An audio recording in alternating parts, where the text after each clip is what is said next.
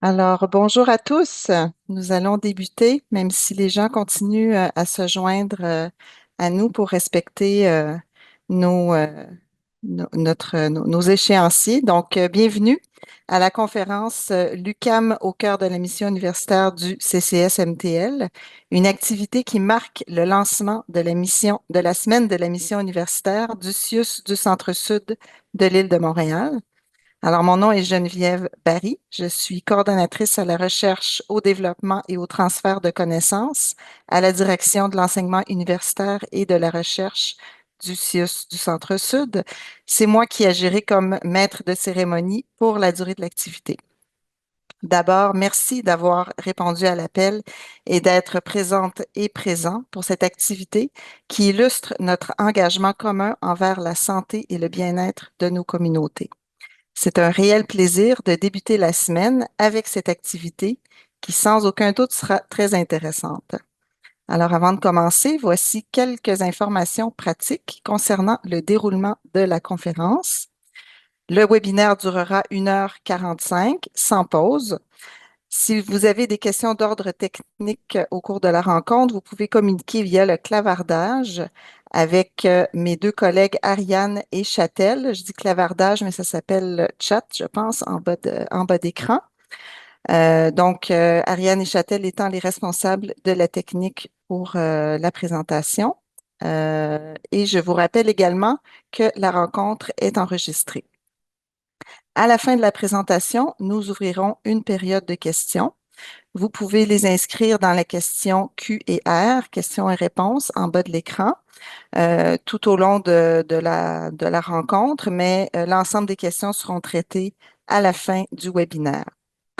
Alors, voici pour les petites questions d'ordre technique. Avant de laisser la parole au premier conférencier, j'invite Anne-Marie Larose, directrice de l'enseignement universitaire et de la recherche au CCSMTL, à vous dire quelques mots. Anne-Marie. Bonjour, est-ce qu'on m'entend? Oui. Oui, bien écoutez, un gros bonjour à toutes et à tous. Bienvenue au webinaire du CAM et le CIUS du Centre-Sud de l'île de Montréal, ensemble pour la santé.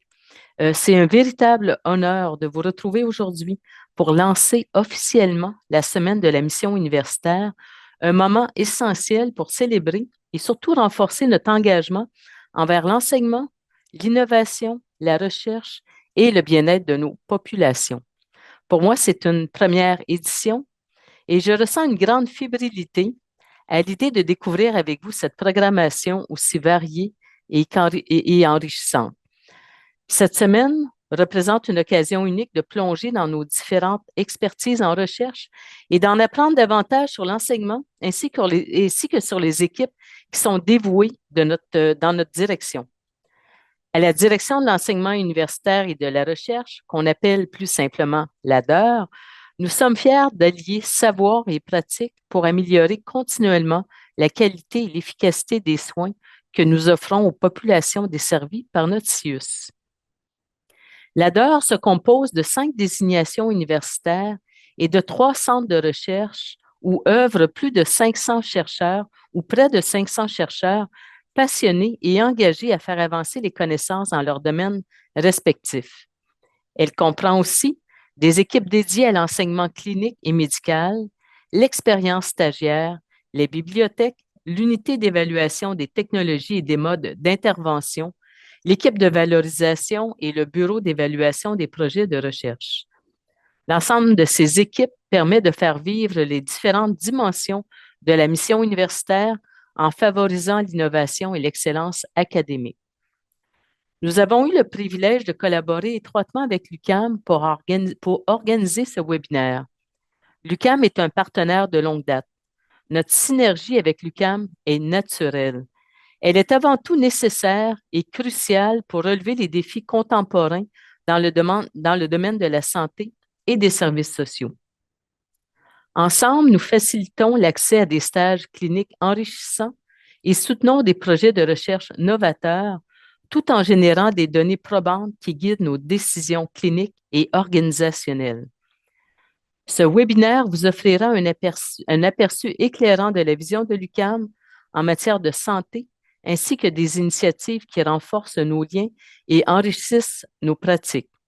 D'ailleurs, il est particulièrement enthousiasmant de noter qu'il y a à peine 2 semaines, l'UQAM a annoncé la création de sa nouvelle faculté des sciences de la santé. J'espère que vous profiterez pleinement des échanges et des connaissances qui seront partagées aujourd'hui et durant la semaine. Je vous souhaite une excellente participation à ce webinaire et une semaine toute en découverte. Merci et bonne journée. Merci beaucoup, Anne-Marie, pour cette introduction. On a hâte d'en apprendre davantage. Alors, sans plus tarder, nous débutons les présentations avec M. Christian Agbobli, vice-recteur à la recherche, à la création et à la diffusion de l'Université du Québec à Montréal, qui propose une présentation sur les orientations de l'UQAM en santé et services sociaux. Merci Geneviève. Je tiens à remercier Anne-Marie Larose pour son mot d'ouverture et puis pour le lancement de cette semaine de la mission universitaire. Il me fait plaisir aujourd'hui de vous présenter les orientations de l'UQAM en santé et services sociaux.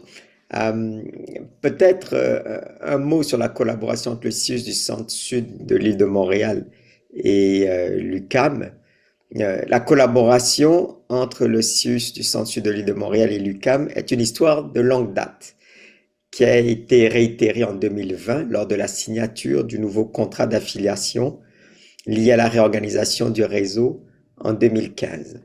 L'entente d'affiliation réalisée dans le cadre de la mission universitaire du Centre-Sud de l'île de Montréal que lui confie le M3S vise à promouvoir, réaliser, améliorer au sein du réseau les stages d'enseignement et les activités de recherche dans les domaines mutuellement reconnus.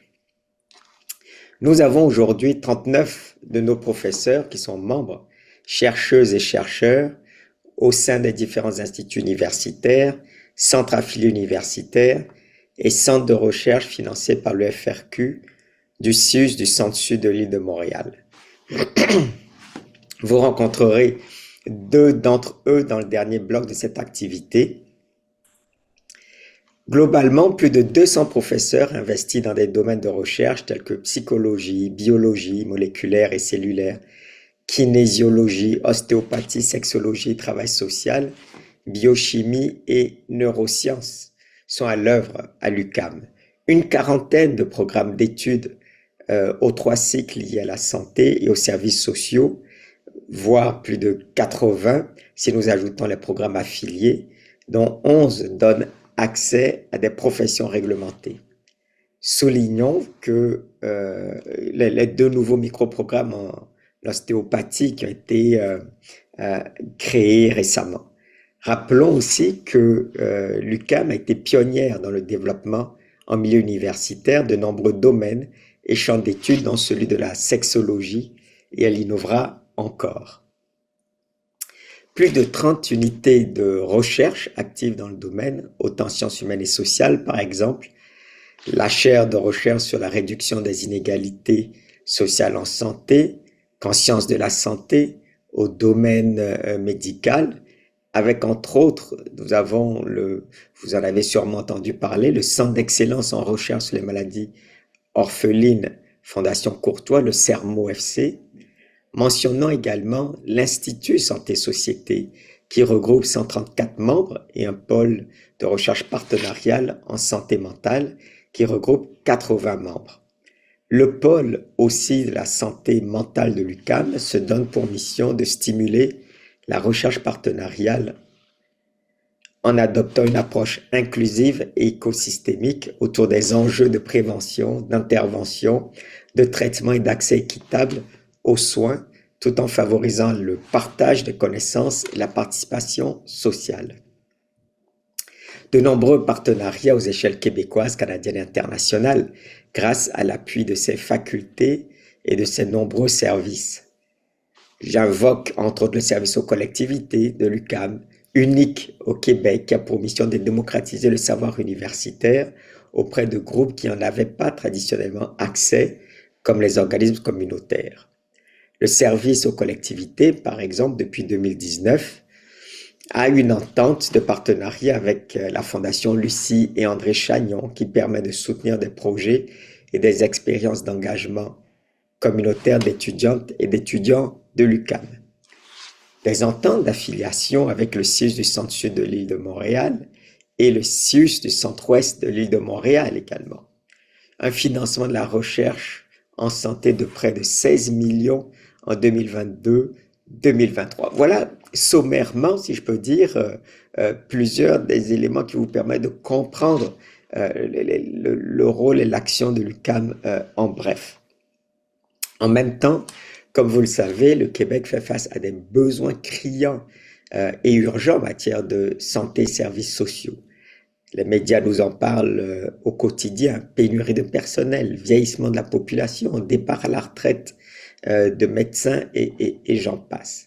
Qu'il s'agisse de prévention, de réduction des inégalités en santé, de santé mentale ou de recherche biomédicale, la santé est au centre de plusieurs expertises et axes d'intervention à l'UQAM. L'UQAM s'intéresse aux déterminants psychosociaux et environnementaux de la santé, à l'éducation et à la promotion de la santé physique et mentale, aux politiques sociales en santé et services sociaux ainsi qu'aux approches préventives en amont de la maladie ou du mal-être. Par ces nombreuses forces vives déjà en place, l'UQAM souhaite répondre à ces enjeux.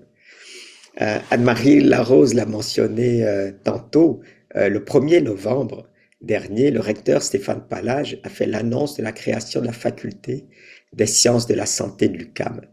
Pour reprendre ces mots, je cite, « La nouvelle faculté viendra élargir les perspectives de développement et de rayonnement de notre université en lui permettant de contribuer de manière encore plus significative à la formation de la relève et à la recherche de pointe en santé selon une approche centrée sur la prévention.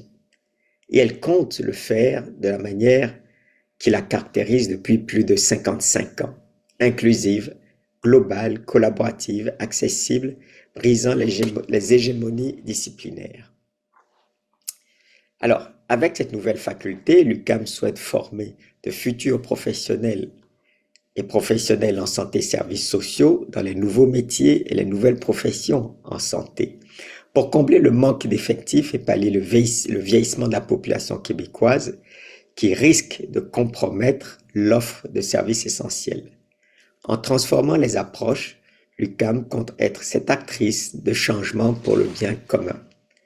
Cette nouvelle faculté de l'UQAM mettra l'accent sur, premièrement, l'interdisciplinarité en brisant les silos qui existent dans la formation actuelle des professionnels de la santé pour ainsi favoriser l'accessibilité aux soins.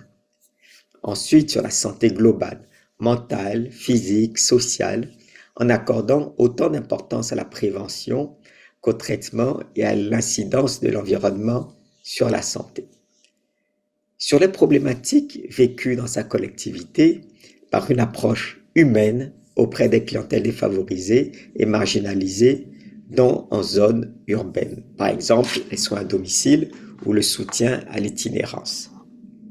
Avec cette nouvelle faculté, l'UQAM bonifiera son offre de formation et investissera de nouveaux domaines d'études. On accueillera également de nouveaux départements.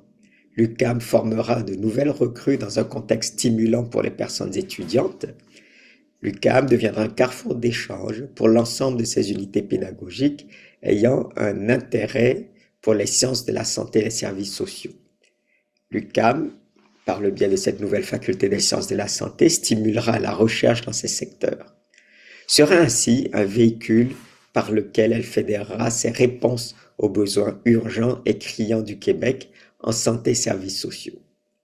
Avec sa faculté des sciences de la santé, l'UQAM contribue à un nouveau projet de société aligné sur la nouvelle stratégie dont se dotera le Québec pour miser sur la prévention et non pas uniquement sur la maladie.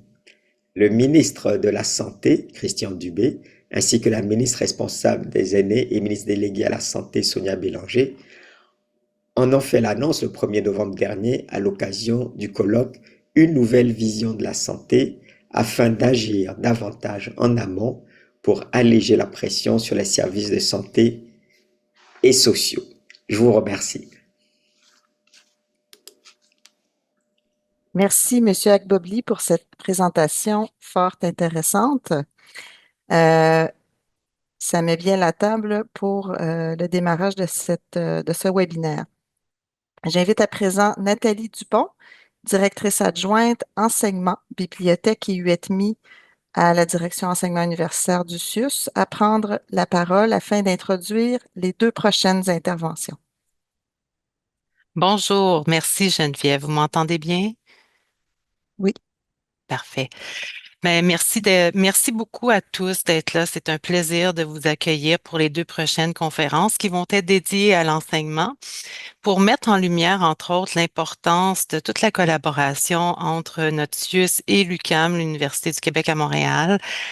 La direction adjointe de l'enseignement, on croit profondément que former les étudiants en stage, c'est bien plus que de transmettre des connaissances. En fait, notre vision de l'enseignement, c'est de fédérer les énergies de tous, tant à l'interne, dans nos directions cliniques et administratives au CIUS qu'avec l'UQAM, pour offrir une expérience des plus enrichissantes aux stagiaires et aux superviseurs de diverses disciplines. En développant ensemble des initiatives collaboratives puis innovantes comme celle qu'on va vous présenter à l'instant, on renforce, veut pas, l'attraction puis la fidélisation de nos étudiants en stage. Vous savez, l'enseignement au CIUS Centre-Sud, c'est plus de 8000 stages par année, enseignés et soutenus par plus de 1000 superviseurs, et ce, dans 133 disciplines différentes. Notre équipe, à la direction adjointe en enseignement, coordonne ainsi l'ensemble des stages de divers domaines d'études, que ce soit en santé, dans les domaines psychosociaux ou en médecine. On soutient également les superviseurs, les gestionnaires et leur équipe à faire de cette expérience stagiaire un moment d'apprentissage marquant pour les étudiants qui sont, vous le savez, nos professionnels de demain. On vise l'excellence en intégrant donc les connaissances actuelles, en favorisant un environnement riche et stimulant, puis en misant toujours sur une culture de développement puis d'amélioration continue. Alors, comment on atteint cette vision? C'est vraiment grâce à des affiliations comme celle avec l'UQAM qui enrichissent nos programmes, puis ultimement la qualité des soins et des services qu'on offre à notre communauté. Notre partenariat avec l'UQAM est d'ailleurs un bel exemple d'un enseignement qui est bien ancré dans la pratique. Nos deux organisations sont vraiment en mode mutualisé, qui favorise une approche collective, qui est très réactive, puis qui permet aussi de s'adapter rapidement aux besoins croissants d'expertise qu'on rencontre autant dans le réseau de la santé et des services sociaux que dans le réseau universitaire. C'est dans ce contexte-là que j'aimerais vous introduire notre première conférencière. Alors, sans plus tarder, j'ai le plaisir de vous présenter Madame Nathalie Houlfort, professeure titulaire et vice-doyenne aux études de la Faculté des sciences humaines de l'UQAM, qui nous parlera entre autres de la formation académique adaptée au milieu, au service du perfectionnement et du renouvellement des compétences des établissements de santé. Nathalie, bienvenue parmi nous. Je te cède la parole. Merci beaucoup, Nathalie. Alors, je vais vous partager mon écran. Est-ce que vous le voyez bien? Oui? Oui, on le Parfait. voit bien. Excellent. Donc, je suis très heureuse aujourd'hui d'être avec vous. Merci beaucoup de m'avoir invitée à venir vous présenter notre offre de formation à l'UQAM. Bien sûr, notre offre de formation, elle est très vaste, très large. Je ferai pas le tour ce matin, ne vous inquiétez pas. Mais justement, en discutant avec Nathalie, avec nos différents collaborateurs, j'ai décidé de vous présenter les nouveaux programmes peut-être que vous connaissez moins.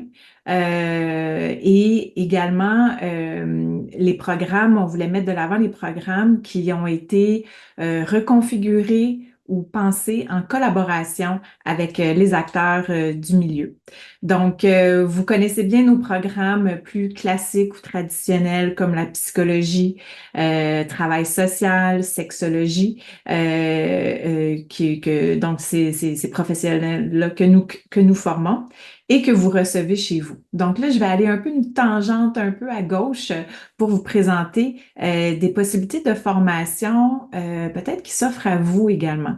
Parce qu'on pense souvent à la formation continue en termes de formation non créditée, mais il existe plusieurs formations à l'UQAM, des micro-programmes ou des programmes courts de deuxième cycle qui permettent à des professionnels qui sont déjà sur le milieu, qui travaillent déjà, de venir aller chercher, de venir chercher des compétences d'appoint ou faire une mise à jour sur les compétences qu'ils détiennent déjà. Donc, sans plus tarder, je vais commencer ma présentation.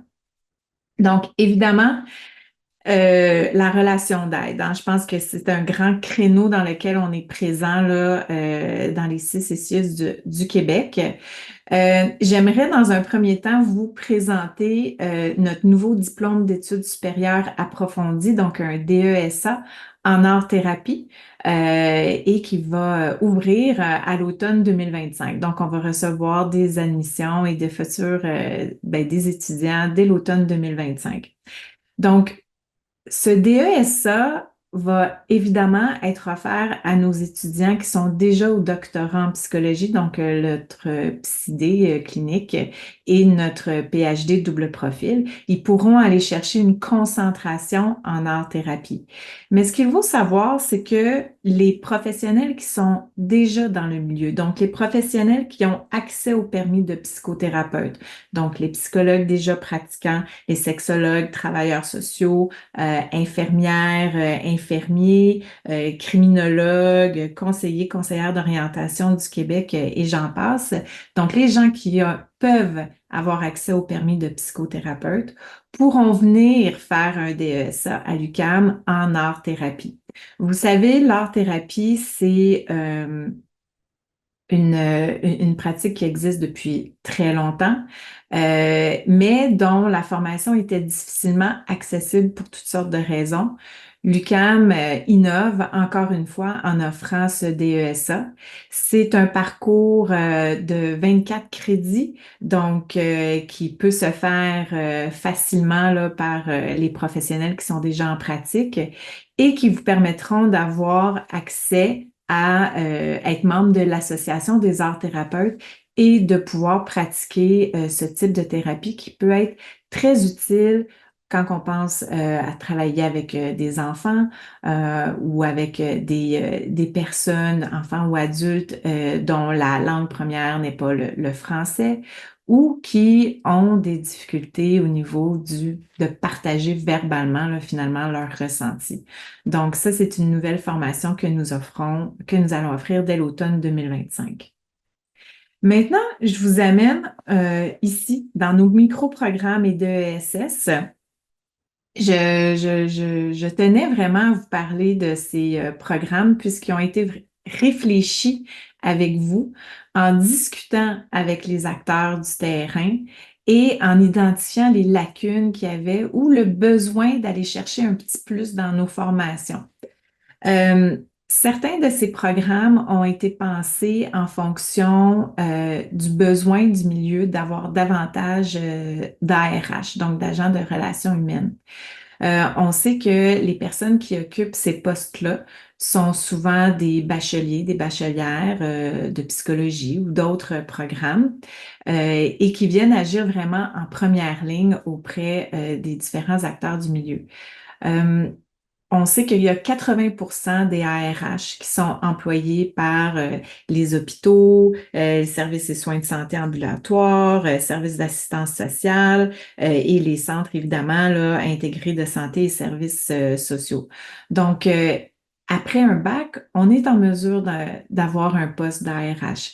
Mais ce qu'on se rend compte, ce que vous vous rendez compte, c'est qu'il y a un besoin d'avoir davantage de compétences pour intervenir de façon peut-être plus sensible, de façon plus précise auprès de populations.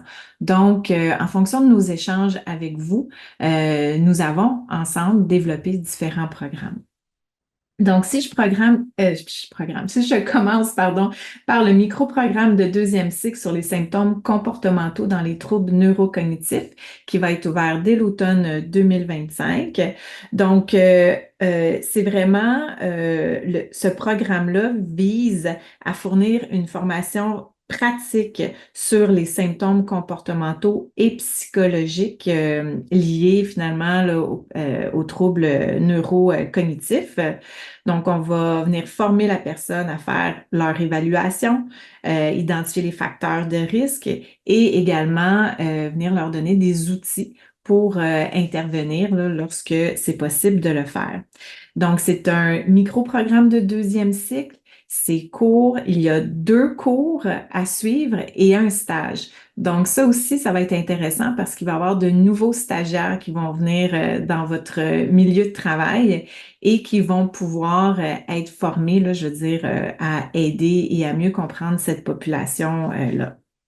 Donc, la population qu'on cible avec ce programme, c'est vraiment pour les gens peut-être qui sont déjà dans le milieu du travail, donc offrir une formation spécialisée aux professionnels œuvrant auprès des personnes affectées par les troubles neurocognitifs majeurs ou aux personnes qui désirent démarrer une carrière dans ce domaine. Donc, on pense entre autres à tous nos bacheliers, bachelières en psychologie qui, pour une raison ou pour une autre, ne vont pas au doctorat en psychologie, mais qui veulent quand même œuvrer au niveau de la relation d'aide. C'est un micro-programme qui va leur être disponible, mais c'est également disponible pour les professionnels qui sont déjà dans le milieu.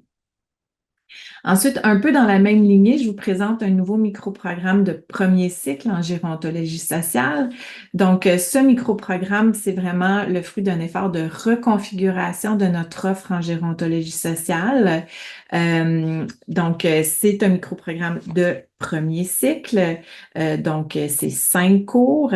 Et ce que l'on vise avec ce micro-programme, c'est vraiment de fournir aux décideurs, aux fonctionnaires, chercheurs, gestionnaires ou différents acteurs du milieu de la santé ou communautaires, des compétences spécifiques pour développer une compréhension des enjeux qui affectent la condition des aînés dans une société multiculturelle diversifiée. Donc, parmi les cours, par exemple, il va y avoir un cours en travail social, les personnes âgées et société, un cours en politique, donc politique sociale de la vieillesse, un cours de sexualité, genre et vieillissement, et un cours sur les spécificités culturelles et vieillissement. Donc, on voit ici, là, c'est une approche plus globale, mais qui va venir outiller les gens à mieux comprendre la réalité des personnes âgées et de leurs besoins. Donc, ça, c'est un micro-programme qui va être offert dès l'automne 2025. Et maintenant, je suis vraiment contente de vous présenter ce programme-ci parce que c'est une des porteurs du projet et Chantal Cyr qui est présente avec nous et dont on va entendre parler un peu plus tard. Donc, c'est un projet en construction et donc on vise l'automne 2027. Et ça, c'est vraiment une belle collaboration issue de la recherche, de l'enseignement, des discussions qu'on a avec le milieu. Et donc, c'est d'un DESS en intervention en contexte d'adversité et violence de l'enfance à l'âge adulte. Donc, ce programme, on vise un programme de 27 crédits, dont un stage de 12 crédits. Donc, encore une fois, nos stagiaires vont être dans votre milieu pour se former. Vous allez les accompagner et ça aussi, c'est de belles collaborations, là, comme le mentionnait Nathalie un peu plus tôt, là, l'importance des superviseurs des stages et tout. Donc, c'est un programme appliqué de 2e cycle qui va être quand même de courte durée avec le stage, comme je mentionnais. Et c'est vraiment, on va essayer de... ce qu'on vise, c'est d'outiller adéquatement les personnes étudiantes qui souhaitent exercer justement la profession d'agent et d'agente de relations humaines, donc nos ARH. Donc, ça, c'est un projet qui devrait voir le jour à l'automne 2027. Je vous amène peut-être dans pour la prochaine prochain type de programme, peut-être dans un coin que vous n'avez pas exploré encore. Et je suis bien heureuse de vous le faire découvrir aujourd'hui si vous ne le connaissiez pas. Donc, vous savez qu'à l'UQAM, nous sommes la seule université à offrir une formation en langue signée québécoise. Une très grande fierté pour nous. Et pourquoi je vous présente ces programmes, peut-être auxquels vous n'avez pas réfléchi avant, c'est que depuis 2019, il y a plusieurs nouvelles obligations d'accessibilité qui vise à éliminer et prévenir les obstacles à la participation sociale des citoyens et citoyennes en situation de handicap, dont les personnes sourdes et malentendantes. Et le Canada vise à être un pays d'exempt d'obstacles d'ici 2040. Ce que ça veut dire, c'est que nous avons de nouvelles normes d'accessibilité qui entraînent vraiment une nouvelle augmentation des demandes d'interprétation de contenu issus d'une variété de domaines de spécialité, que ce soit en droit, que ce soit en éducation et surtout en santé. Donc, nos concitoyens qui sont sourds ou malentendants ont besoin de services de santé et n'ont pas toujours accès à ces services-là parce qu'il y a un blocage, un obstacle au niveau de la langue. Si vous avez suivi l'actualité dernièrement, on a beaucoup parlé justement des programmes et surtout des besoins en interprétation. Et c'est pour ça que je vous présente ces programmes-ci aujourd'hui. Donc, je vais commencer par le certificat en langue des signes québécoise qui va être offert dès l'automne 2025. Donc, c'est un certificat qui va permettre aux gens qui ne connaissent pas le LSQ, la langue des signes québécoise, de se familiariser avec cette langue. Et à la fin du certificat, vous allez être en mesure de pouvoir avoir une conversation là, de base, certes, mais quand même pouvoir orienter la personne vers les bonnes références, les bonnes ressources et de discuter avec les gens qui se présentent à vous pour recevoir des services. Donc, ça, c'est le certificat. Ensuite, nous avons également déjà existante une majeure en interprétation français langue des signes québécoise. Donc, cette majeure permet justement de développer, de former des interprètes qui pourront travailler au sein des différents organismes ou différentes instances, que ce soit des hôpitaux, CLSC, etc., pour pouvoir justement offrir des services aux personnes qui en ont besoin. Et nous allons développer, qui va être prêt pour l'automne 2026, on le souhaite, un DESS en interprétation français, langue des signes québécoise. Donc là, c'est pour les personnes qui sont déjà interprètes, mais qui voudraient pousser un peu plus loin là, leur formation à ce niveau. Donc, c'est un domaine dans lequel il va y avoir beaucoup de demandes. À titre de référence, selon l'Association du Québec pour enfants avec problèmes auditifs, ce sont plus d'1 million de Québécois qui vivent avec une surdité et il y a un peu plus de 10 000 personnes qui communiquent en langue des signes québécoise. Donc, nous sommes certains que avoir cet outil-là dans notre coffre à outils va être bien utile pour les années à venir et nous permettra de bien desservir l'ensemble de la population québécoise, entre autres en santé. Nous avons également à l'UQAM des programmes en intervention ergonomique. On y pense peut-être pas toujours, hein, mais en ergonomie, nous avons des besoins, que ce soit pour notre clientèle au niveau des CIUS, mais aussi les employés. Hein. Vous, en tant qu'employé, vous travaillez, vous êtes assis, vous êtes debout. Donc, c'est excessivement important d'être dans un milieu de travail qui nous protège au niveau de notre santé psychologique, certes, mais physique aussi.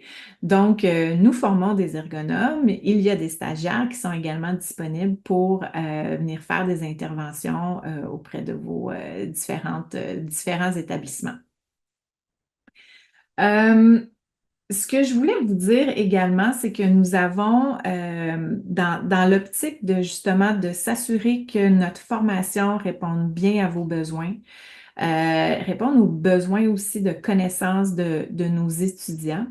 Au niveau du baccalauréat en psychologie, nous avons reconfiguré notre baccalauréat pour intégrer davantage de pratiques cliniques, je dirais, d'observation clinique.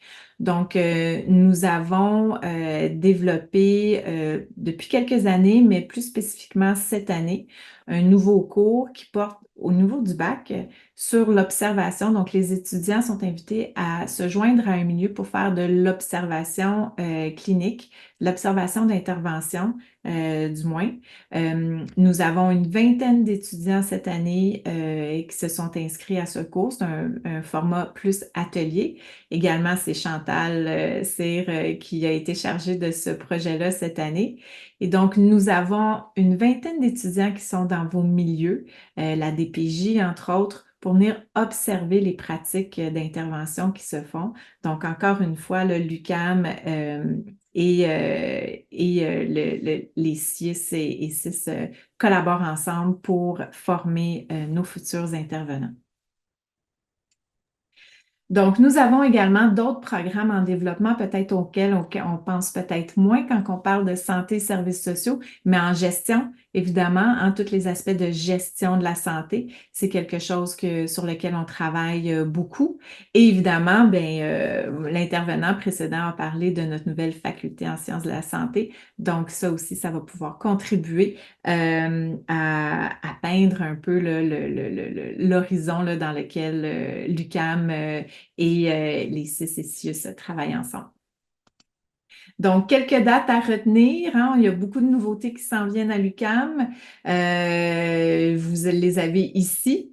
Et je vais terminer, oui, bonjour Nathalie, je sens que mon temps est terminé. Je vais terminer aussi en disant que là, je vous ai présenté ce qui existe, ce qui s'en vient, mais je trouve crucial de poursuivre la collaboration et la discussion pour justement identifier les besoins du milieu, comment nous, on peut aider le milieu à répondre aux besoins de la population, à répondre aux besoins des employés également.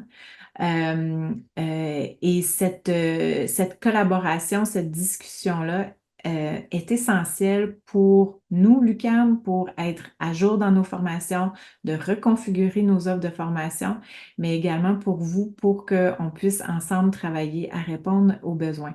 J'ai pas parlé de formation continue, hein, je l'ai mentionné au début, mais par ailleurs, s'il y a des besoins au niveau de la formation continue, je sais que nous avons plusieurs experts, que ce soit en psychologie, ça peut être en philosophie, quand on parle d'éthique, par exemple, qui peuvent répondre à certains de vos besoins. Donc, n'hésitez pas à nous faire part de ce dont vous avez besoin pour pouvoir continuer à mieux desservir la population. Voilà. Merci. Merci beaucoup, Nathalie, pour cette belle présentation. C'est vraiment fort intéressant tout ce que tu apportes. Puis moi, ça me fait beaucoup du bien de t'entendre parce que c'est vraiment ça qu'on sent de l'UQAM. Quand on dit qu'on réfléchit ensemble pour innover, c'est vraiment d'être attentif aux besoins. Puis à mon avis, c'est vraiment une force de synergie qu'on a avec vous, l'UQAM, comment vous êtes attentif aux besoins du milieu. Alors, merci énormément. Je pense que les DES avec nos IU, avec nos instituts, entre autres, puis le langage des signes, c'est vraiment super important. Ce sont des bels exemples de collaboration. Et pour Merci, Nathalie. poursuivre justement sur cette lancée-là de collaboration, vous savez, comme le disait tantôt Monsieur Abobli, le CIUS Centre-Sud, même avant d'être un CIUS, là, a une grande histoire de collaboration avec l'UQAM. La mission universitaire dans le domaine social, c'est vraiment un des piliers là, de l'enseignement. Alors, au fil des années, on a développé différents projets innovants ensemble, puis on est particulièrement fiers des derniers développements qu'on appelle les projets passerelles. Ces projets ont débuté avec une initiative de la direction de l'enseignement universitaire ici au CIUS avec l'UQAM, où des intervenants et superviseurs des directions cliniques de notre établissement vont faire de la supervision de stage pour une clinique à l'UQAM, toujours dans l'intérêt de mieux desservir la population. Je vous en dis pas plus long parce que c'est un exemple parmi tant d'autres que notre prochain conférencier va nous parler. Alors, sans plus tarder, accueillez chaleureusement avec moi Monsieur Nicolas Marchand, qui est directeur du vice-rectorat à la vie académique de l'UQAM. Nicolas, la parole est à toi. Merci. Bonjour, merci Nathalie. Bonjour à tous. C'est un grand plaisir là, d'être avec vous ce matin pour justement vous parler un petit peu brièvement, rapidement de la passerelle stage ou des passerelles stage. Je l'appelle comme le grand projet passerelle stage. C'est quelque chose qu'on a voulu établir depuis le renouvellement. Là, c'est sûr que ça a été toujours en filigrane depuis que l'on est partenaire. Mais avec le renouvellement de l'affiliation ces dernières années, on a beaucoup travaillé ensemble avec la mission universitaire du FIUS pour établir une passerelle stage et des connexions entre les milieux. Donc aujourd'hui, ben, j'aimerais ça, tu sais, vous parler des passerelles stage et de comment, je vais partager mon écran, en fait, de comment maximiser, ou en fait, c'est une invitation à maximiser les possibilités de notre partenariat. Alors, partenariat, comme Christian Agbobli l'a dit, Nathalie l'a ressouligné, Anne-Marie également, ben, c'est un partenariat de longue date. Là, je prends quelques secondes là, pour en parler, hein. C'est un partenariat qui remonte jusque dans les années 80. Nos partenariats avec le réseau, bien sûr, les formations, des stages en santé se sont toujours établis avec évidemment les établissements de santé, mais c'est enraciné depuis des travaux, début de travaux de recherche, de co-construction, de thématiques qui correspondent à la mission de vos établissements. Donc, chez vous, ça remonte à des travaux au CLSC des Faubourgs dans les années 80, puis aussi au Centre jeunesse de Montréal pour prendre deux éléments qui sont des ancêtres de thématiques de votre mission universitaire. Puis quand le ministère, dans les années 90, a reconnu des missions universitaires, a donné des missions universitaires dans le domaine social, sous l'impulsion de M. Duplanty, eh bien, l'UQAM s'est doté d'affiliation, n'a pu convenir d'affiliation à cause d'intensité de ces travaux-là et puis la reconnaissance de mission dans le domaine social. Évidemment, la formation, l'enseignement, comme on dit souvent, est au cœur de notre collaboration hein, pour le renouvellement des expertises de la main-d'œuvre pour vous, pour vos services, mais aussi dans le domaine administratif. C'est bien ce que Nathalie a évoqué. Donc, il y a les services cliniques, les services à la population, bien sûr, les stages dans les disciplines cliniques que l'on connaît bien, mais il y a aussi, vous êtes une organisation et une très grande organisation qui a des besoins dans le domaine administratif, dans le domaine organisationnel de tout type. Et les affiliations avec les universités, ça veut dire quelque chose aussi. C'est aussi, vous avez une mission comme supra-institutionnelle en quelque sorte aussi, parce que ça permet de développer aussi de la formation, de l'enseignement, formation pratique, mais qui est aussi à la fine pointe, qui permet d'innover, qui permet d'intégrer des nouvelles pratiques dans une belle co-construction entre le développement des disciplines ou des professions à l'université et l'évolution des services et des besoins au sein des établissements, au sein des services, dans toutes vos installations et dans toute votre mission qui est à la fois évidemment locale, supra-régionale et provinciale. Donc, c'est tout le potentiel et c'est une invitation aujourd'hui que je vous fais à maximiser nos possibilités de collaboration, puis à bâtir sur les piliers de cette passerelle stage et des possibilités qui sont mises en place. Donc, il faut profiter chacun l'un de l'autre. Évidemment, nous, ça nous aide aussi à développer notre formation appliquée, puis évidemment à accomplir notre propre mission d'enseignement et de formation des futurs professionnels, des futurs spécialistes, des futurs experts qui nous est confiée par l'État. Alors, c'est une opportunité à saisir, hein, et dans le stage clinique professionnel, qui est un cadre bien établi, mais aussi dans le cadre de formation pratique sur toutes vos opérations. Alors, c'est une chose qu'on peut discuter. Je vous fais l'UQAM en chiffres, tu sais, grosso modo, là, c'est parce que, puisque c'est une invitation à voir plus large aussi que les formations traditionnelles ou les professions traditionnelles, et que vous êtes une vaste organisation, mais c'est pour vous donner une idée du potentiel aussi de l'affiliation.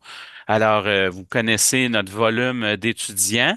Ça, je l'avais corrigé. On a huit facultés, mais je pense que ça n'a pas tenu. Alors, c'est pas sept facultés, mais c'est bien une huitième faculté, comme Christian l'a annoncé. Nous avons créé, il y a 2 semaines, une nouvelle faculté qui est la faculté des sciences de la santé. Dont les activités sont transversales en santé sur la base des formations existantes et des nouvelles qui seront formées. Et ce potentiel, on peut dire, de partenariat d'exploitation, ça peut se fonder sur 1200, 1300 professeurs, 4000, 5000 chargés de cours et également des services qui sont en soutien au développement organisationnel, en soutien à l'innovation. Hein, c'est 365 programmes d'études, là, ish, hein, on passe par-dessus des règles d'affaires de définition des programmes là, qui sont codifiés au ministère d'Enseignement supérieur, mais dont plus de 45 en santé, puis qu'on peut élargir à plus de 70 pour des domaines reliés ou qui ont des cours aussi ou des expertises, des thématiques qui touchent la santé et les services sociaux au sens large. C'est à peu près en santé 69 cours stages et plus de 2000 stagiaires en santé et services sociaux. Et puis dans ce domaine-là, on a 3 cliniques installées, mais je vous dis tout de suite qu'il y a des projets aussi en cours pour ajouter des domaines aux cliniques existantes. Donc, 3 cliniques universitaires en carriérologie, en psychologie, bien sûr, en sexologie. Et il y a des projets qui se développent quand même assez rapidement pour ajouter travail social et d'autres. Il y a aussi là, des salles pour la kinanthropologie ou les sciences de l'activité physique, entre autres, et sans doute avec de nouveaux programmes, de nouveaux projets fort avancés comme en ostéopathie. Il y aura sans doute des projets, mais ça reste au niveau des projets. Tu sais, je vous donne un exemple aussi, c'est un objet de collaboration, un sujet de collaboration que la clinique de psychologie, parce qu'il y a des travaux, on travaille de près dans les différents domaines entre votre votre direction de l'enseignement et de la recherche et des secteurs comme psychologie pour peut-être avoir même des connexions pour faciliter le développement de la clinique en psychologie et son propre offre de stage, qui est un premier stage dans le doctorat en psychologie avant de faire ce qu'on appelle l'internat. Là, c'est contradictoire, ça peut avoir l'air contradictoire, mais ça ne l'est pas, avant que l'internat se déploie au sein des établissements de santé. Alors, vite, vite, un stage, retournons, basons-nous sur le ministère de l'Enseignement supérieur. Hein, ben, le stage, tu sais, dans le fond, on vous parle, c'est toutes les opportunités qu'il y a pour votre organisation, pour la formation pratique, c'est-à-dire d'établir des activités de formation pratique de l'université au sein d'établissements. Tu sais, en formation pratique, vous avez la formation dans une situation réelle de travail, tu sais, qui est proche, tu sais, d'une fonction que vous avez ou qui se déploie. Ça, c'est le stage professionnel, hein. Donc, c'est le stage étudiant qui peut se décliner en une séquence de développement et d'acquisition de compétences qui s'en va de plus en plus, évidemment, vers, et puis ceux qui encadrent ou qui êtes déjà superviseurs, et on vous remercie énormément de contribuer pour ceux qui agissent comme superviseurs au sein de l'établissement, ben ça va jusqu'à presque une prestation de service là. Donc, ça commence du stage d'observation, stage d'acquisition de compétences et stage de mise en œuvre de compétences. Là, c'est un peu dans notre jargon, mais il y a tout un échafaudage d'objectifs par compétence qui peut se déployer dans le développement des cours stages et qui vont suivre vos stagiaires ou les étudiantes, les étudiants qui œuvrent au sein de vos services. Mais il y a aussi des activités pratiques. Donc, vous avez le stage professionnel et en deçà, en marge de ça, dans la formation pratique, vous avez des activités pratiques dont on pourra parler. Et ça aussi, c'est une opportunité que vous avez et c'est l'invitation qu'on vous fait de quand vous avez des projets, si vous pouvez identifier le potentiel que vous pouvez avoir à recevoir un étudiant ou un cours ou des activités d'enseignement universitaire pour votre service, qu'il soit administratif ou clinique, ça peut se faire aussi par des événements plus brefs et au cours d'activités pratiques. Donc, on a des stages cliniques en santé et services sociaux. Dans les classiques pour nous, là, pour notre université, il y a psychologie, neuropsychologie. Donc, vous avez l'internat, puis vous avez aussi un stage d'initiation à la psychologie appliquée pour des agents de relations humaines dont Nathalie a évoqué, qui est nouvellement développé au baccalauréat. Vous avez la sexologie, ça peut être au bac et à la maîtrise. Évidemment, le gros volume de nos stages en santé et services sociaux sont au premier cycle, là, c'est-à-dire au niveau du baccalauréat. Mais il y en a aussi au cycle supérieur, évidemment, le doctorat en psycho étant pour nous-mêmes à l'UQAM le plus gros programme de doctorat. Et travail social, vous avez sciences d'activité physique, profil kinésiologie ou ergonomie. Et il y a d'autres domaines aussi qui sont souvent des formations courtes, là. Vous avez le counseling de carrière, mais ça, c'est une formation de programme de grade, là. Donc, on sait que dans vos différents services à la population, notamment dans les services aussi auprès des jeunes ou en SAPA, vous pouvez avoir, ou en réadaptation plutôt, vous allez avoir ou faire appel à des conseillers en orientation des étudiants, donc pour des stages en counseling de carrière. On a aussi, donc, pour des interventions ou des programmes, dont ceux que Nathalie vous évoquait en développement et ceux qui sont déjà développés chez nous. Donc, en santé mentale, vous allez avoir des stages qui vont toucher la santé mentale, l'intervention psychosociale, déficience intellectuelle, troubles du spectre de l'autisme, santé, sécurité, éducation à la santé. Peut-être un petit peu moins dans votre SUS, mais c'est pas impossible. Euh, Biopharmaceutique qu'on a au cycle supérieur et bioinformatique. Euh, je passe rapidement. Bon, pardon, j'essaie de revenir en arrière. Merci. Bon, quelques statistiques, là, on peut dire que il y a autour de, excusez-moi, faut que je reclique sur les bonnes flèches. Donc, autour, évidemment, ça dépend des règles d'affaires. Un stage, ça se déploie là, sur des fois une temporalité qui correspond au moins à nos trimestres ou à une année financière habituelle. Mais donc, un total autour de 58 stagiaires de l'UQAM en 2024 dans les domaines cliniques ici. Et puis, vous savez que on a des nouveaux défis depuis quelques années avec la pénurie de main-d'œuvre que vous ressentez, les priorisations qui sont faites, les programmes spécifiques du ministère et de votre établissement pour évidemment combler les besoins qui s'accroissent pour la dotation de la main-d'œuvre. Ben, on a aussi, par rebond, on a aussi cette même invitation au ministère d'Enseignement supérieur, nous, à rehausser nos contingentements. Puis on profite également de programmes qui nous permettent de soutenir ces augmentations-là de contingents, donc qui appellent à rechercher davantage de places de stage dans les formations, notamment cliniques comme psychologie, travail social et sexologie. Donc, au-delà de ces stages cliniques, il y a aussi le stage professionnel dans des domaines administratifs. Ça peut être en comptabilité, en droit, en management, en ressources humaines, donc en urbanisme, voire en urbanisme même pour dessiner des environnements.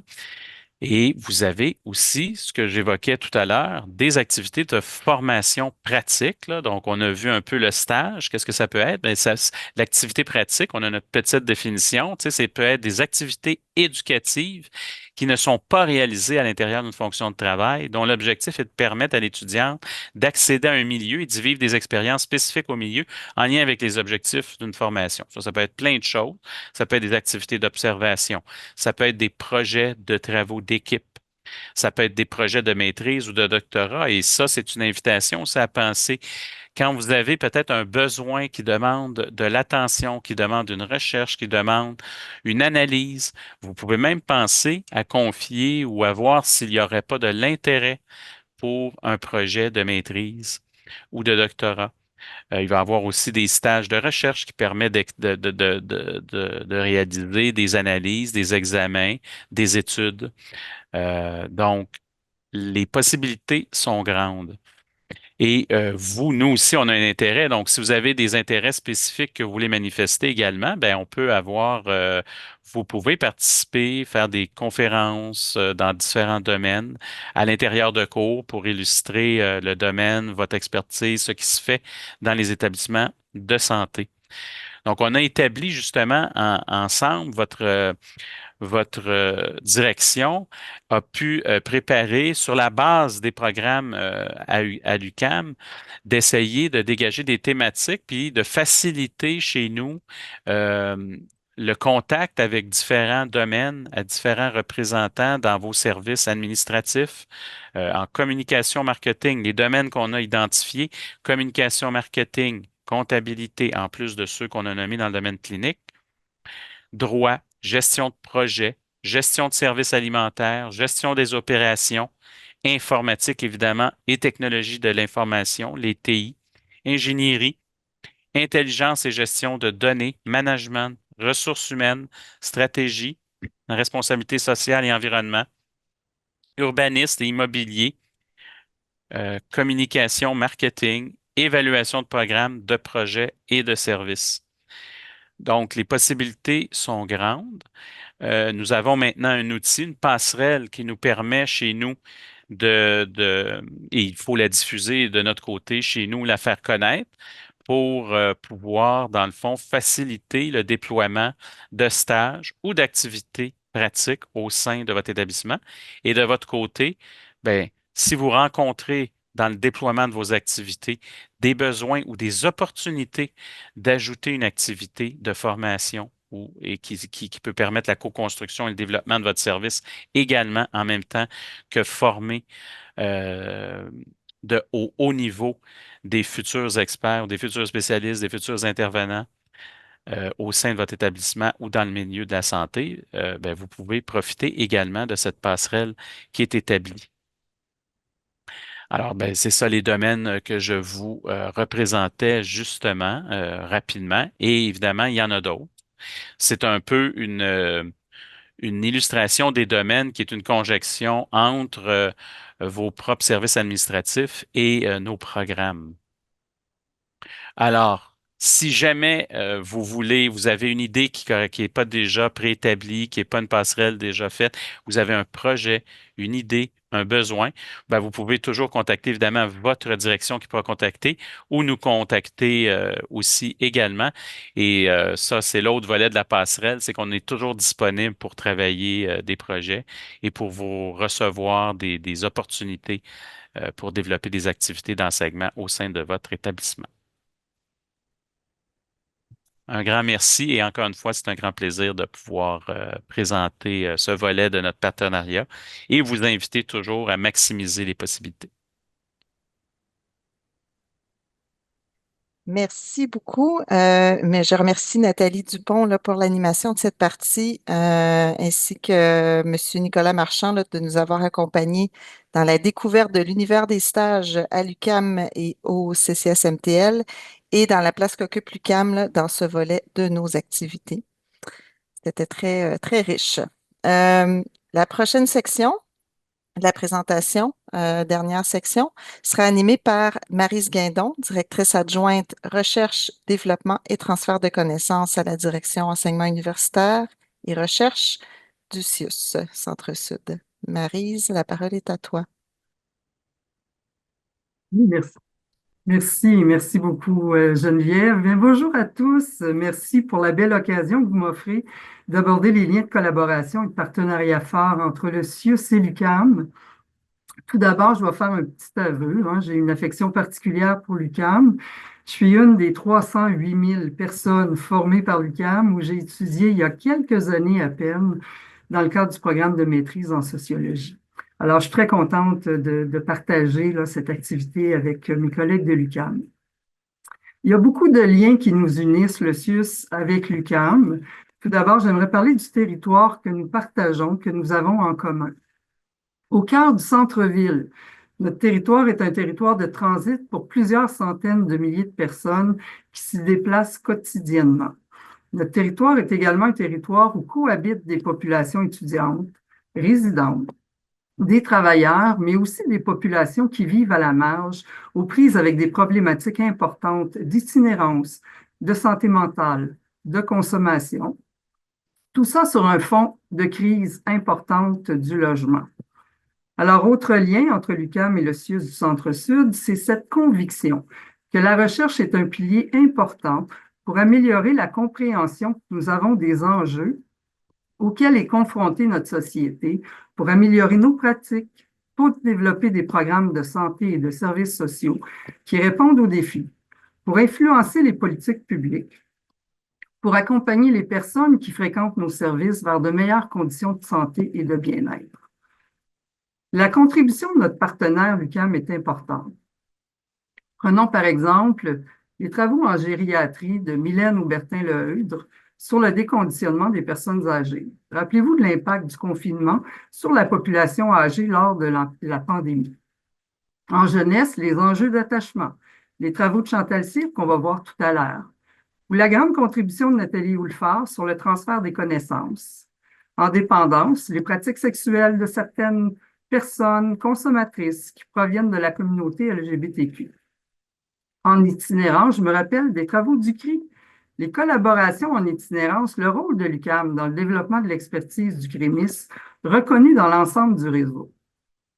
Un de mes premiers mandats comme professionnel en organisation communautaire au CIUS, autrefois le C3S Jeanne-Mance, a été dans le cadre d'une collaboration entre le CREMIS, où je travaillais comme praticienne-chercheur, et le service aux collectivités de l'UQAM. Je me rappelle de la professeure Winnie Franck. Elle a été une figure importante pour le rapprochement de la recherche et des milieux communautaires sur notre territoire. L'UQAM était au rendez-vous pour accompagner les milieux qui travaillent dans le secteur du logement, à analyser la question des maisons de chambre, à outiller les groupes communautaires et leurs partenaires du réseau et à saisir les dynamiques sociales qui produisent les inégalités.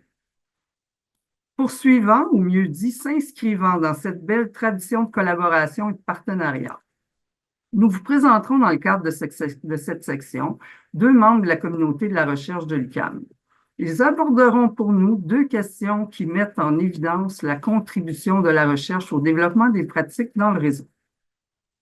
La première question qu'on leur a posée est quel est leur intérêt à faire de la recherche dans les milieux de pratique sur le terrain? La seconde porte sur l'impact de leurs travaux sur la mission universitaire de l'établissement. Alors, il me fait plaisir de vous présenter ces 2 invités. Tout d'abord, Mme Chantal Cyr, chercheuse à l'Institut universitaire Jeunes en difficulté, professeure au département de psychologie de l'UQAM. Les travaux de Chantal portent entre autres sur l'attachement et les effets de la maltraitance sur le développement émotionnel. Merci, des enfants, n'est-ce pas? Alors, Mme Cyr.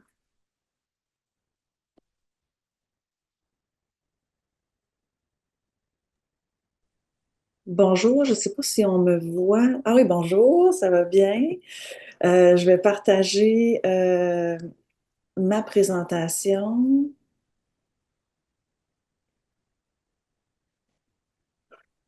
OK. Est-ce que tout est beau? Oui. Ça semble. Oui, OK, parfait.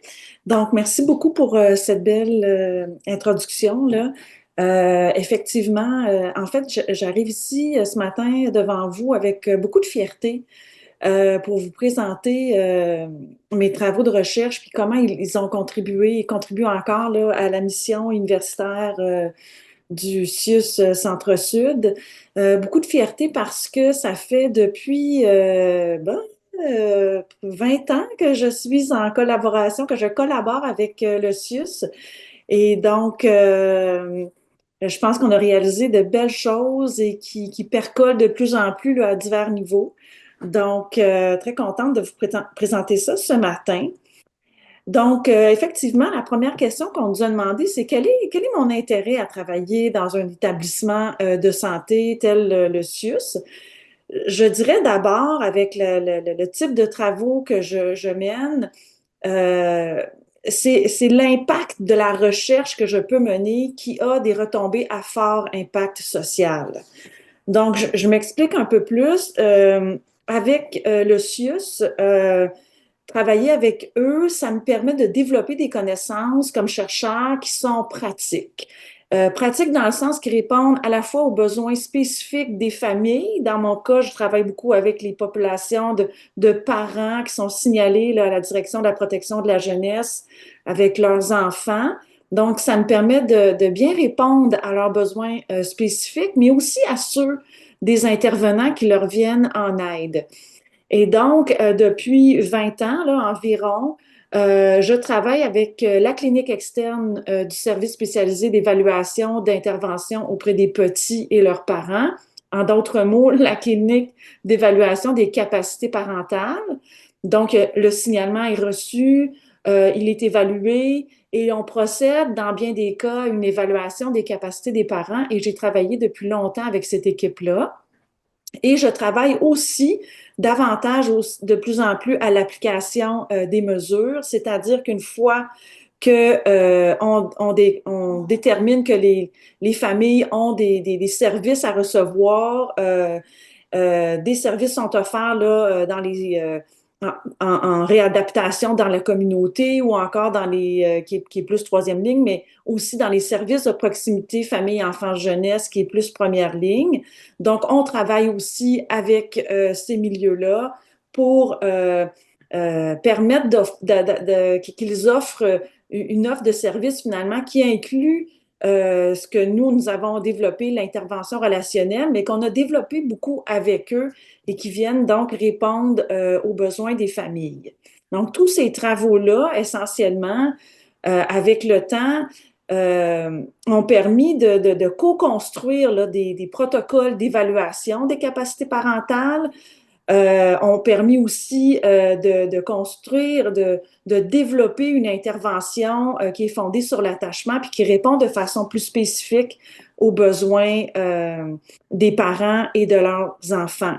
Donc, pourquoi c'est intéressant pour moi de travailler avec le CIUS? C'est que on peut vraiment en partenariat co-construire des programmes d'évaluation puis d'intervention qui sont très liés aux besoins des familles. Donc, l'arrimage est plus grand et donc l'impact est plus grand aussi. Et donc, comme exemple, on a développé ce protocole d'évaluation-là qui aujourd'hui, après 20 ans, on se rend compte que mon passage dans cette équipe-là a permis de mettre sur pied comme une infrastructure là, de clinique qui est aujourd'hui fondée sur des données probantes parce que les pratiques qui ont été implantées puis qui ont continué à évoluer à travers les années, bien, elles ont été évaluées à partir de mes travaux de recherche qui ont permis de donner qui ont généré des données probantes. Et donc, aujourd'hui, les travaux qui sont, la pratique, c'est-à-dire clinique de ces milieux-là, est fondée sur des données probantes, c'est-à-dire qu'elles ont davantage de rigueur, qu'elles sont davantage aussi porteuses. Souvent, dans les exemples, là, quand on parle avec les intervenants de ces milieux-là, ils sont contents d'apprendre que de suivre nos formations, de participer à nos projets de recherche, parce que les retombées pour eux d'avancement de connaissances sont grandes, puis ils se retrouvent aujourd'hui à évaluer puis à intervenir avec des outils qui les rendent davantage confiants dans leur pratique, ce qui permet non seulement de les rendre davantage motivés, ce qui n'est pas banal, parce qu'ils ont davantage confiance en ce qu'ils font, mais aussi parce qu'ils savent que ça peut avoir des retombées efficaces et efficientes pour les familles. Donc, notamment, on a développé l'intervention relationnelle. C'est une intervention qui est assez unique. On parlait plutôt de développement de pratiques de pointe. Alors, j'aime penser que l'intervention relationnelle, c'est une pratique de pointe qu'on a développée avec le CIUS. On va dans les familles, les intervenants sont amenés à filmer les interactions parents-enfants et ils font de la rétroaction vidéo avec les parents. Aujourd'hui, cette intervention-là, elle est connue de beaucoup d'intervenants. On a formé des centaines d'intervenants au Québec, mais aussi à l'étranger, à plus large échelle. Et donc, le CIUS du Centre-Sud de Montréal, qui est en quelque sorte un peu à l'origine du développement de cette intervention-là, devient un acteur important dans le développement de l'intervention, mais aussi dans le transfert de connaissances à plus large échelle.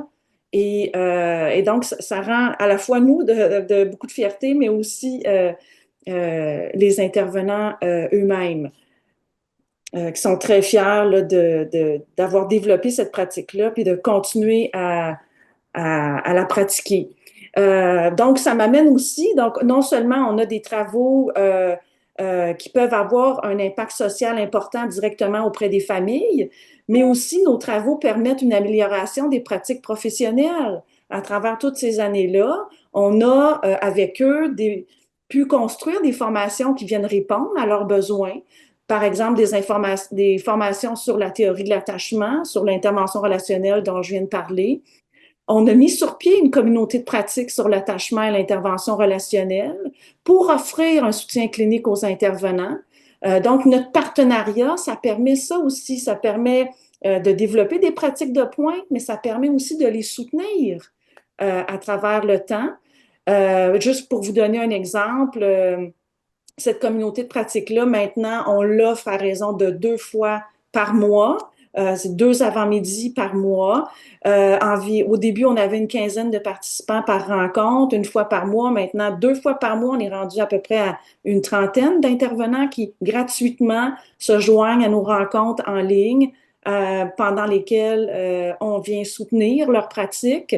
Et il y a des gens, non seulement du CIUS du Centre-Sud de Montréal, mais de l'ensemble du Québec et aussi de l'international, de la France, de la Belgique qui se joignent à ces rencontres-là. Donc, oui, donc nos travaux ensemble permettent finalement un transfert de connaissances à large échelle, mais dans lequel les intervenants du CIUS peuvent contribuer à apprendre, mais aussi contribuer à partager leurs connaissances. On a aussi développé un colloque sur l'attachement en partenariat avec le CIUS. Donc, à chaque 2-3 ans, on fait ce colloque-là sur l'attachement à l'UQAM et environ 250 personnes assistent à ce colloque. On en est très fiers.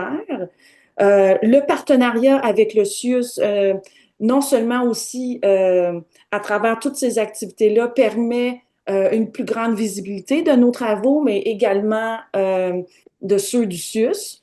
Donc ça, c'est très intéressant. Comme je vous en parlais un peu plus tôt, une visibilité qui est à très grande échelle. On a maintenant implanté l'intervention relationnelle dans certaines cliniques en France, en Espagne, au Brésil, aux États-Unis. Et tous ces milieux-là sont connaissants de nos travaux qu'on mène en partenariat avec vous. Mon travail avec le CIUS me permet aussi d'accéder comme chercheur régulière à l'Institut universitaire Jeunes en difficulté.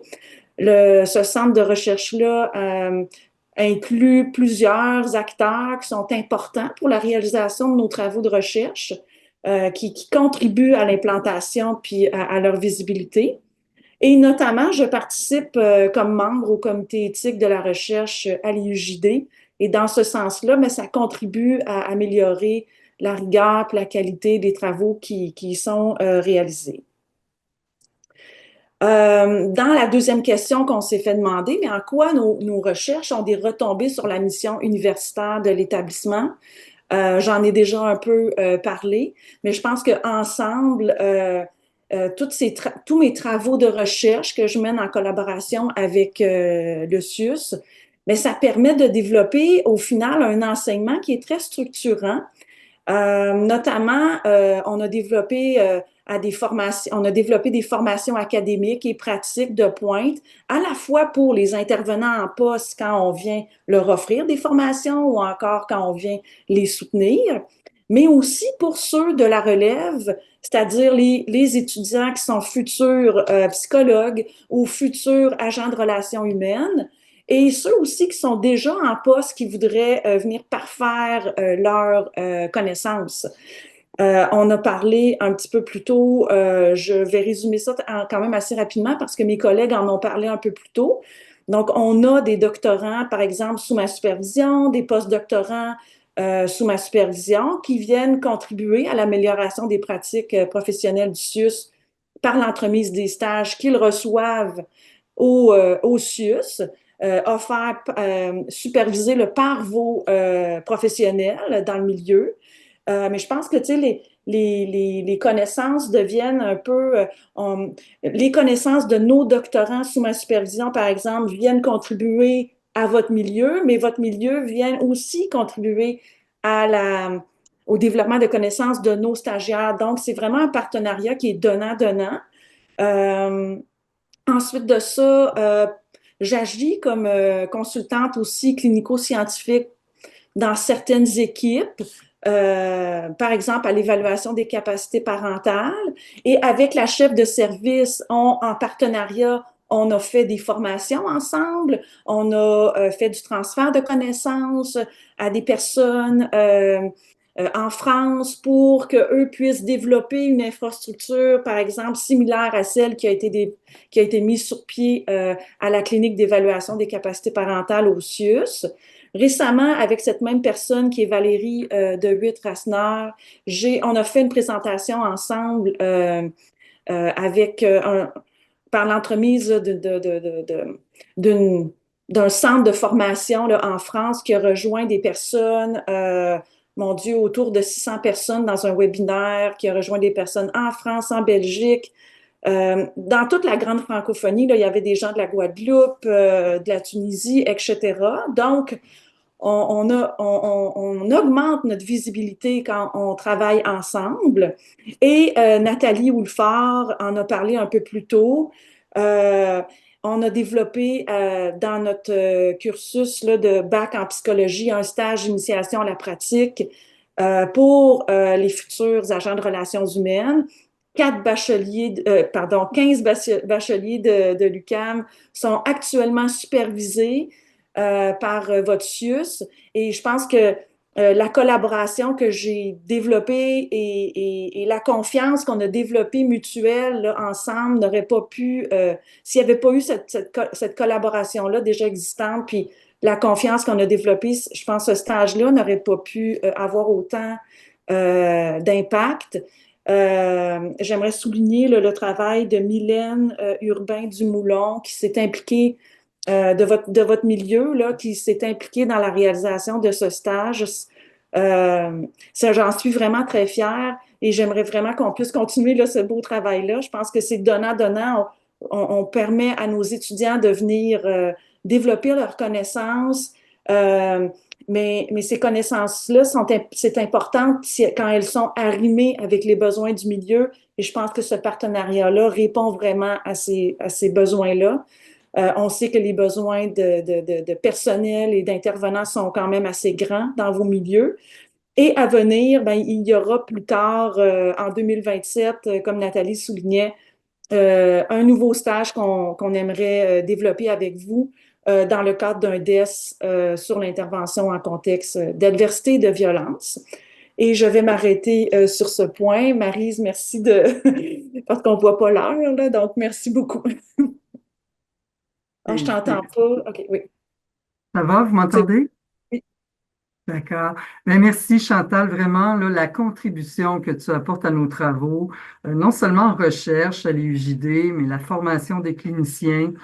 Ça a des impacts sur les intervenants du CIUS, mais aussi pour l'ensemble des intervenants du Québec, puis à l'échelle internationale. Alors, on peut voir là, la synergie, la richesse des collaborations, la co-construction des savoirs qui nous permettent de faire avancer les pratiques.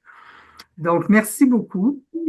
Alors, comme deuxième personne intervenante, Monsieur Georges Flores Aranda, qui est chercheur à l'Institut universitaire sur les dépendances, professeur à l'École de travail social de l'UQAM. Les travaux de Georges au sein de l'IUD sont particulièrement importants. C'est vraiment un collaborateur hors pair. Il travaille sur les trajectoires addictives, les minorités sexuelles, toute la question de la consommation des substances et sexualité. Alors, Georges va répondre aux deux mêmes questions. Donc, merci, Georges, d'être avec nous. Merci beaucoup. Bonjour à toutes et tous. Merci beaucoup, Maryse, pour la présentation. Je suis ravi d'être ici avec vous ce matin. Je vais partager l'écran également.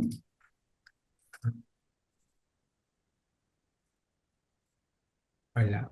J'espère que vous le voyez bien.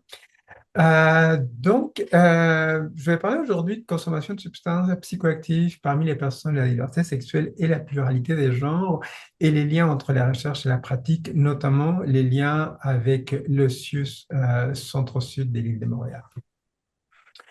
Je vais d'abord commencer par répondre à la première question sur l'intérêt de travailler en lien avec un établissement de la santé. Puis, je voudrais en fait tout d'abord commencer par dire pourquoi cet intérêt pour la consommation des substances parmi les personnes de la diversité sexuelle et des genres. Donc, tout d'abord, il faut mentionner que cette population consomme davantage de substances que le reste de la population.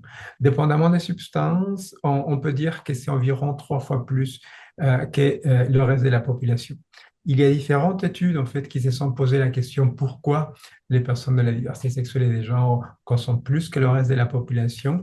De façon générale, on peut dire qu'il y a différents facteurs qui influencent cette consommation. On parle notamment des conséquences du stress minoritaire, c'est-à-dire que le fait d'appartenir à un groupe social minoritaire fait en sorte que plusieurs groupes de personnes vont développer certaines stratégies d'adaptation et une d'entre elles peut être la consommation de substances. Par contre, il faut quand même tenir compte que les communautés de LGBTQ+, ont aussi des forces et il faut se baser aussi sur les forces de la communauté, sur les forces des communautés pour développer et établir des interventions qui répondent aux besoins de cette population. Les personnes de la diversité sexuelle et des genres sont aussi davantage touchées par d'autres problématiques sociales, dont l'itinérance, notamment les jeunes trans, qui sont aussi surreprésentés parmi les personnes en situation d'itinérance. Également, il y a ces mêmes facteurs explicatifs qui viennent nous donner quelques raisons pour lesquelles il y a une surreprésentation de ces personnes. Donc, dans ces contextes-là, c'est important que la recherche réponde aux besoins du terrain. Et donc, pour moi, c'était important de collaborer, de travailler en lien avec l'Institut universitaire Indépendance et l'ensemble des partenaires de l'Institut universitaire Indépendance pour être sûr de bien répondre aux besoins de la communauté. L'Institut universitaire Indépendance a quand même une longue tradition de recherche appliquée et des collaborations dans le milieu de pratique, que ce soit des liens avec les organismes communautaires, que ce soit aussi le lien avec des praticiens-chercheurs à l'intérieur du CIUS Centre-Sud. Donc d'ailleurs, je voudrais souligner l'importance des praticiens-chercheurs dans le CIUS qui sont des partenaires et des collaborateurs précieux pour nous.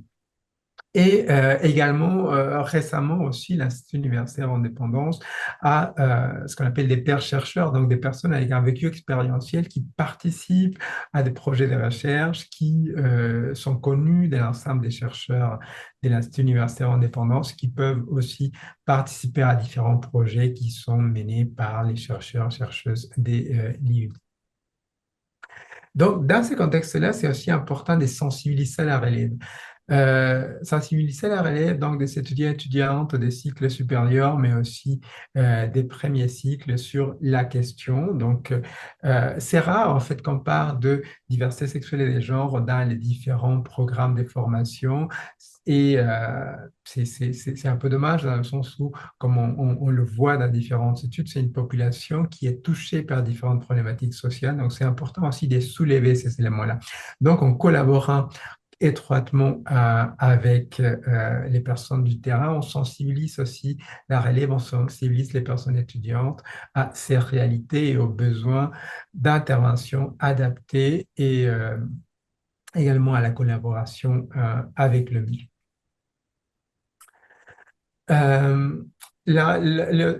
Pardon. l'Institut universitaire en dépendance a également des chercheurs qui sont déployés dans différentes universités à travers le Québec parce que l'Institut universitaire en dépendance a quand même un mandat plus large. Et donc, ce qui nous permet de avoir des collaborations à l'extérieur de Montréal, d'éviter d'avoir parfois une vision trop montréalocentriste, bien que plusieurs des enjeux que j'étudie se concentrent à Montréal, mais c'est important quand même de voir la réalité dans d'autres régions du Québec. Donc, cette collaboration permet également d'avoir un regard différent et de voir quelle est la réalité des personnes avec lesquelles je travaille dans d'autres régions du Québec à l'extérieur de Montréal. Un autre élément important, c'est aussi le fait de faciliter les liens entre les personnes chercheuses de l'Institut universitaire en dépendance et les étudiants. Ça permet donc aux personnes étudiantes d'être exposées à d'autres formes de pensée, d'être exposées à d'autres formes de travailler, à d'autres méthodologies de travail. Donc, ça enrichit aussi le parcours pour ces personnes étudiantes.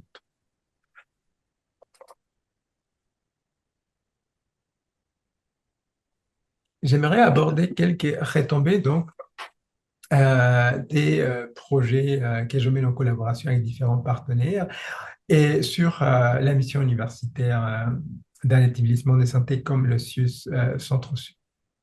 D'abord, il y a la sensibilisation aux réalités de certaines populations, notamment les personnes de la diversité sexuelle et la pluralité des genres. Donc, malgré les avancées qu'on a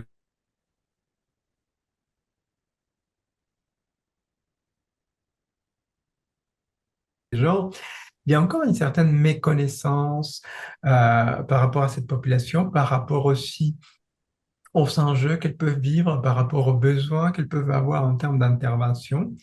Et il y a aussi encore, évidemment, de la stigmatisation, de la discrimination. On voit aussi que les acquis en termes des droits sont fragiles. Donc, on voit les menaces aussi par rapport aux droits en fonction de différents gouvernements qui sont élus. On a l'exemple concret avec l'élection de Donald Trump, par exemple, qui a une posture justement très dure envers les droits des personnes de la diversité sexuelle et la pluralité des genres. On voit aussi questionner le droit des personnes trans en Alberta. On a aussi des groupes sociaux qui sont de plus en plus bruyants et qui se font entendre davantage et qui sont contre aussi donc c'est le droit des personnes de la diversité sexuelle et la pluralité des genres. Donc, dans ces contextes-là, il faut quand même qu'il y ait une sensibilisation aux personnes du réseau de la santé et des services sociaux sur la situation qu'on vit en ce moment et comment toute cette situation peut affecter l'état de santé des personnes de la diversité sexuelle et des genres et comment bien répondre aussi à ces besoins. Donc, je pense que mes travaux peuvent sensibiliser d'un côté les personnes qui sont dans le réseau de la santé et des services sociaux au sud, centre-sud, mais aussi d'un autre côté les personnes de la diversité sexuelle et des genres pour mieux comprendre la réalité aussi des personnes qui interviennent dans les différents secteurs de la santé et des services sociaux. Un autre élément sur lequel il y a une sensibilisation depuis peut-être les 10 dernières années, c'est le lien entre la consommation et la sexualité. La consommation et la sexualité ont toujours existé. Quand on pense aux vieilles adages alcool, drogue, sexe et rock'n'roll, par exemple, on a toujours associé le plaisir donc à la consommation et le plaisir à la sexualité, évidemment. Mais on s'est très peu penché aussi sur les raisons qui mènent les personnes à consommer au contexte des sexualités et on s'est très peu penché aussi sur les différentes formes de consommation sexualisée des substances. Pour la plupart des gens, la consommation sexualisée des substances ne pose aucun problème, mais pour d'autres personnes, cela peut occasionner différents soucis, différents enjeux, que ce soit des enjeux en lien avec la sexualité, donc par exemple une difficulté à avoir des relations sexuelles sobres, ou une difficulté aussi en lien avec la consommation, le développement d'un certain trouble d'utilisation de substances, par exemple, dans ces cas où il est difficile aussi pour les personnes de soigner un trouble d'utilisation de substances sans tenir compte des aspects associés à la sexualité. Donc, les travaux que je mène en lien avec la sexualité et la consommation de substances permettent donc de regarder ces deux éléments ensemble, puisqu'il faut les regarder ensemble lorsqu'on parle des consommations sexualisées des substances. Les travaux permettent aussi de sensibiliser les gens donc aux personnes en situation d'itinérance. Je disais tout à l'heure que notamment les jeunes trans sont surreprésentés parmi les personnes en situation d'itinérance. On le voit dans les différents dénombrements qui ont été menés au cours des dernières années. Mais les services, donc parfois, tardent un peu à adapter leurs réponses. Donc, ces travaux qu'on mène en collaboration avec différents partenaires, permettent de sensibiliser les différents acteurs et actrices du milieu à ces réalités. Et en quelque sorte aussi à avoir un meilleur accueil pour ces populations, que ce soit dans les services en dépendance, que ce soit dans les services en itinérance. On pense aussi à la contribution au développement de certains services. Par exemple, je mène beaucoup de travaux, comme je disais, en lien avec la consommation sexualisée des substances.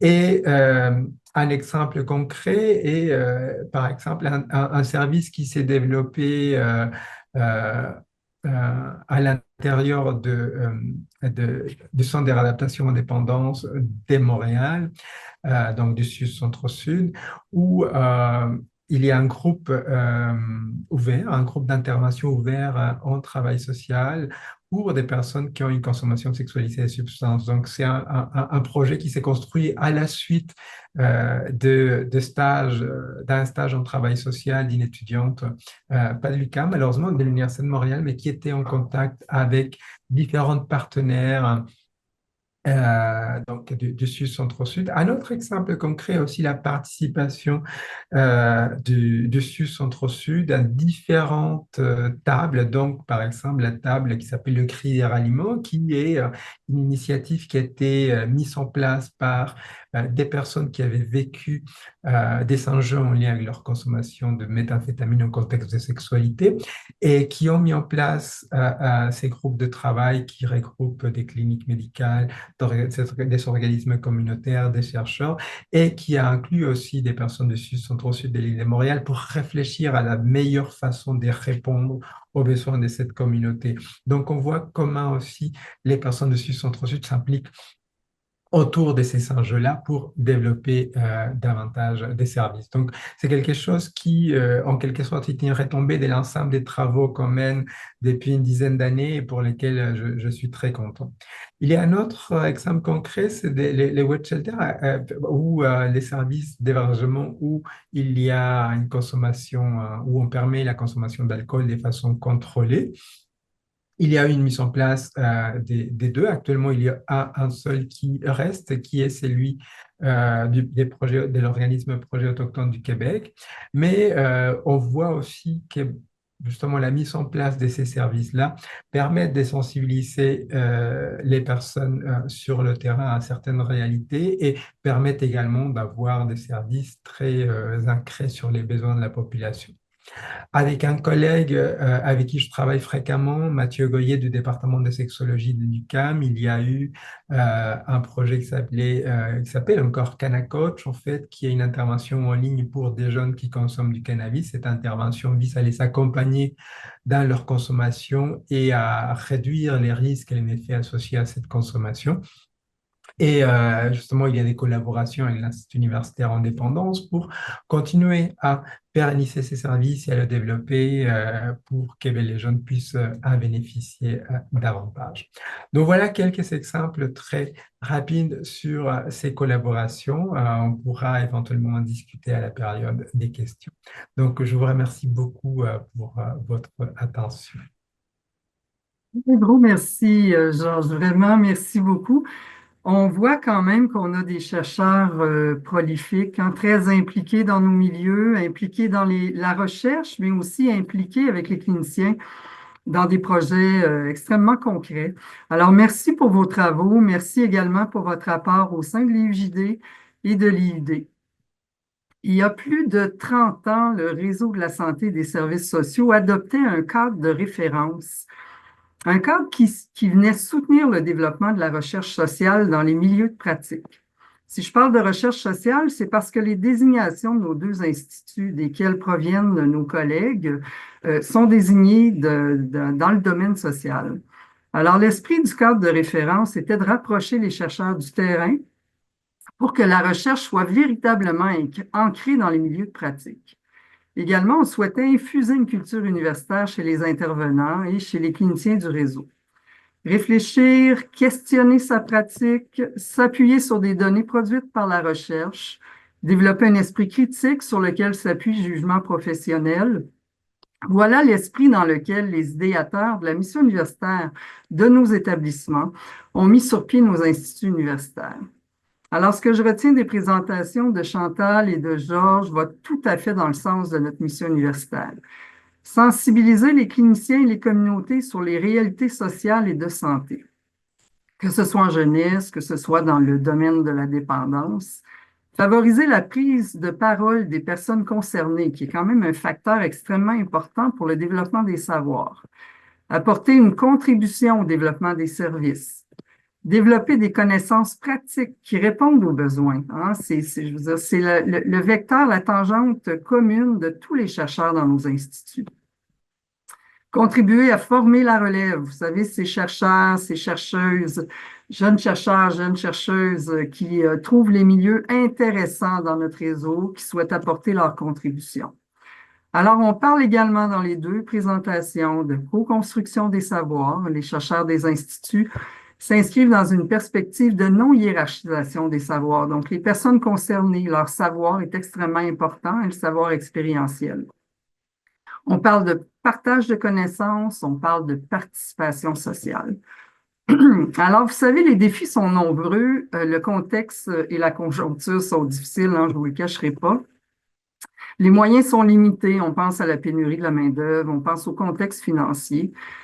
Alors, on a collectivement la responsabilité, tant l'UQAM que le CIUS, de poursuivre notre travail, de consolider nos partenariats, de consolider nos collaborations. Moi, j'ai écouté des présentations aujourd'hui là, qui non seulement donnent le goût, mais en plus, on voit toute la pertinence des travaux qu'on fait ensemble. Que ce soit dans l'accompagnement de la relève étudiante, comme milieu académique ou comme milieu de stage, dans le développement et le transfert de connaissances, nous sommes guidés, l'UQAM et le CIUS, par la même volonté de travailler de concert avec les milieux cliniques, avec les milieux communautaires, avec les personnes concernées pour améliorer les conditions de vie, la santé des populations et des communautés. Alors, pour conclure ma conclusion, je nous souhaite un bel avenir de collaboration entre l'UQAM et le CIUS. Plusieurs projets de recherche, de projets de formation, de transfert de connaissances qui sont en cours témoignent de la vitalité de notre partenariat.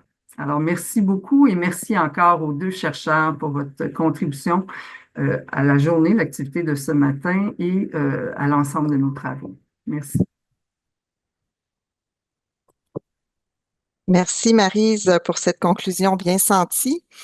Donc, nous sommes à présent à la période de questions. Il nous reste quelques minutes si certains souhaitaient interroger l'un ou l'autre de nos conférenciers, conférencières ou présentatrices.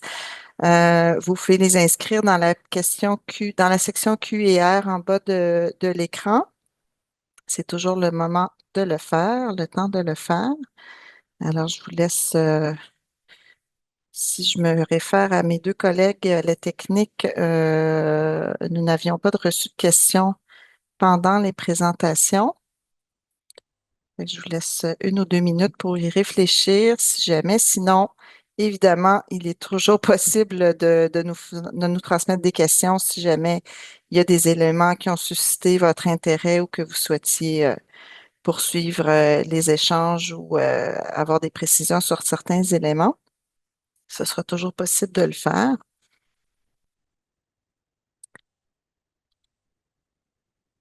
Donc, je ne veux pas vous faire attendre. Parfait. Alors, on va conclure ici.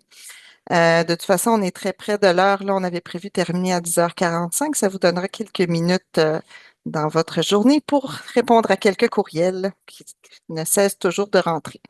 Je prends quand même quelques minutes pour remercier l'ensemble des conférenciers, conférencières et présentatrices pour votre générosité, pour votre pertinence.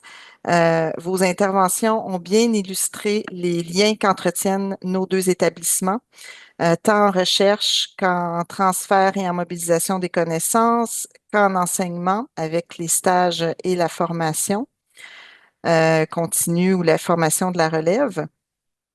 Tout ceci au bénéfice des intervenants, du développement des pratiques et des services et au final au bénéfice de la population.